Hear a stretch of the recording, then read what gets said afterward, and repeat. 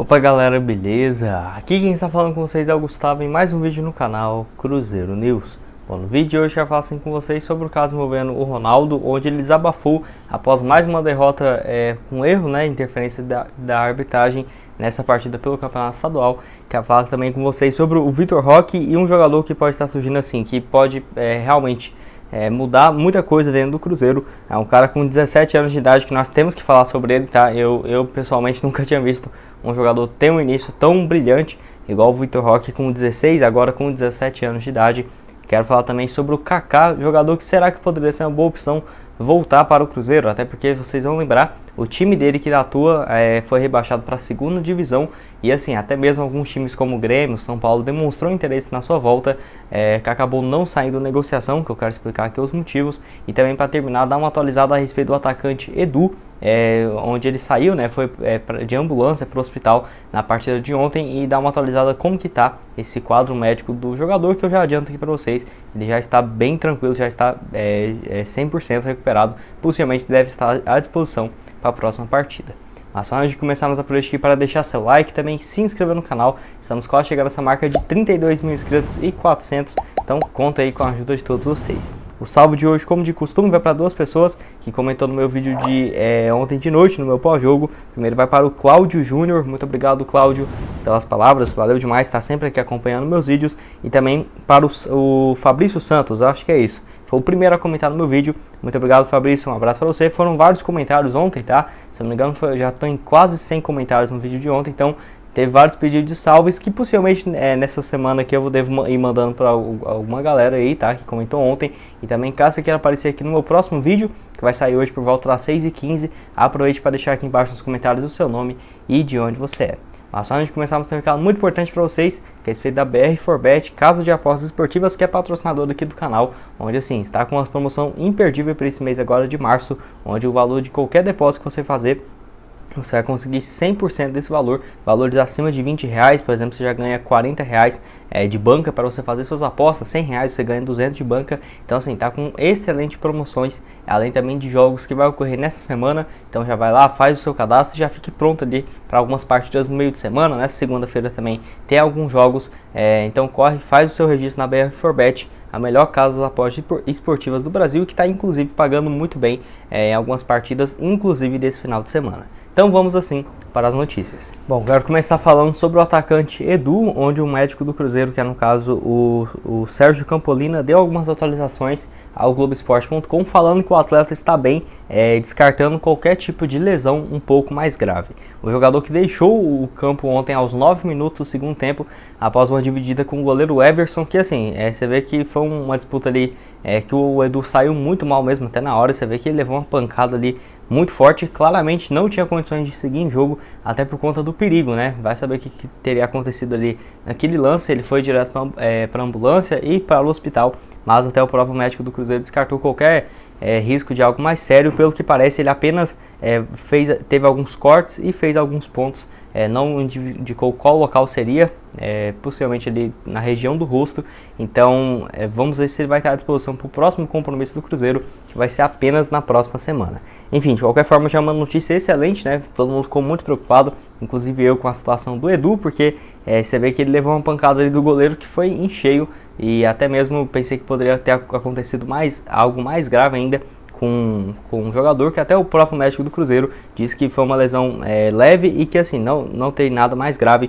Esse choque, como falei para vocês, aconteceu aos 9 minutos do segundo tempo, que depois da saída do Edu, colocou o Bruno José em campo, no caso o auxiliar do Paulo Pesolano, e o Edu que até utilizou também suas redes sociais nesse domingo para tranquilizar os torcedores, falando que está tudo bem e que só levou alguns pontos, como eu disse para vocês. Vale lembrar que o Edu esse ano é o artilheiro do Cruzeiro até aqui, 9 partidas, contando estadual e também a Copa do Brasil, 9 jogos com 6 gols marcados, tá com uma média muito boa, mesmo não tendo marcado no jogo de ontem, e que deve ser um dos grandes nomes do Cruzeiro para o decorrer dessa temporada. Já que estamos falando também desse jogo de ontem contra o Atlético, eu quero falar com vocês sobre o Ronaldo, ele que assim, elogiou a postura do Cruzeiro diante do Atlético Mineiro e criticou a arbitragem e também a federação, justamente por conta de alguns erros claríssimos contra o Cruzeiro principalmente nesse jogo diante o Atlético Mineiro e também naquela última derrota contra o América, fora outras partidas que o Cruzeiro já foi prejudicado e que não perdeu por pouco,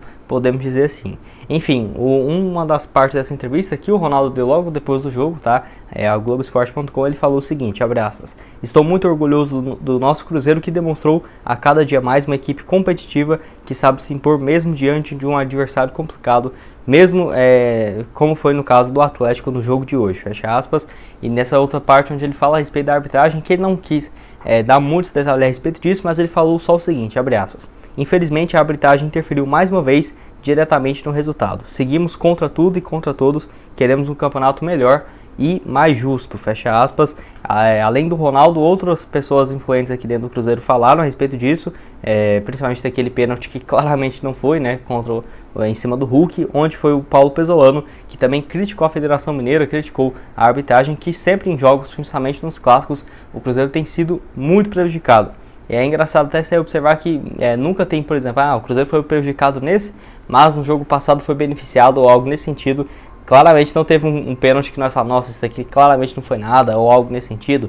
O jogador do Cruzeiro entrou firme, era para ter sido expulso. Não tem, sempre do Cruzeiro é sempre bem justo, e quando é do adversário sempre dá uma exagerada, ainda mais nesses jogos um pouco mais difíceis. Contra o América mesmo teve um gol mal anulado, uma expulsão que é bem duvidosa do Vagninho, que poderia ter sido um jogador do América também expulso. Então assim, você vê que nessas duas partidas aí a Federação Mineira realmente conseguiu dar uma garfada em cima do Cruzeiro. Eu tenho certeza que o Ronaldo vai até se pronunciar bem mais, ainda mais que nessa segunda-feira ele já volta lá para a Espanha, tá? E assim, ele direto faz as lives jogando algum jogo, algo nesse sentido, principalmente quando ele tá lá na Espanha, e possivelmente no decorrer da semana ele deve falar alguma coisa que sempre quando ele é perguntado ele responde, ainda mais em live, que não tem toda aquela pressão de um pós-jogo e tudo mais, até porque se ele fosse falar o que ele estava sentindo ali na hora, certamente não iria pegar muito bem para o Ronaldo. Enfim, quero que esteja aqui embaixo nos comentários se você concorda com ele, discorda. Eu depois do jogo de ontem dei uma analisada naqueles lances dos pênaltis e realmente não foi absolutamente nada. Claro que o Lucas Oliveira deu um carrinho ali dentro da área que, se você for ver na imagem, o primeiro lance ali você fala, não foi pênalti claramente. Mas depois quando você olha pelo ângulo, você vê que o jogador só pegou a bola e depois teve um contato bem de leve, se é que teve contato em cima do Hulk, porque ele já foi se jogando. Enfim, um lance que o Cruzeiro acabou sendo muito prejudicado nessa partida, que no mínimo era para ter saído com um empate em 1-1 nesse jogo de hoje, tá? Enfim, quero que você deixe aqui a sua opinião e análise nos comentários. No último assunto desse vídeo que eu quero falar com vocês é a respeito do Kaká, jogador que assim foi vendido pelo Cruzeiro na temporada passada por algo próximo de 11 milhões de reais. O Cruzeiro pegou 7 milhões, que tinha um pouco mais do que 66% dos seus percentuais.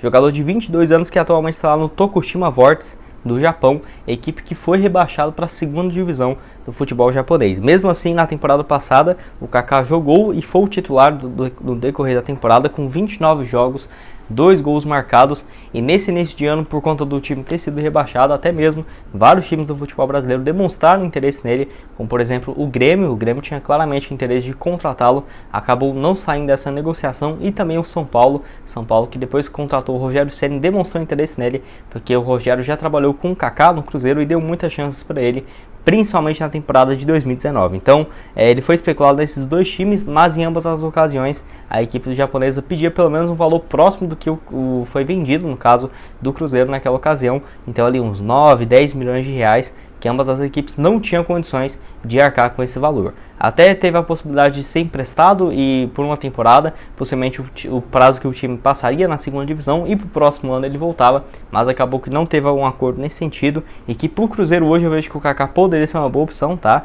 O Cruzeiro deve buscar pelo menos mais um defensor no mercado, e o Kaká seria muito bem-vindo aqui novamente depois da temporada que ele fez muito bem em 2018 como profissional, 2019 e também em 2020, onde ele jogou 34 jogos e marcou 2 gols, além de uma assistência. Mas se for pensar para o Cruzeiro comprar o jogador ou algo nesse sentido, eu acho bem inviável, até se fosse um valor mais baixo de 7, 8 milhões de reais, não acho que o Ronaldo fazeria um investimento justamente numa posição que o Cruzeiro poderia buscar algum jogador livre no mercado, ou por exemplo utilizar esse dinheiro para contratar um ponta ou um atacante, que tem sido as prioridades do Cruzeiro para esse momento. Enfim, quero que deixe aqui embaixo nos comentários o que você acha a respeito do Kaká e se ele poderia ser uma boa opção ou não para o Cruzeiro agora em 2022.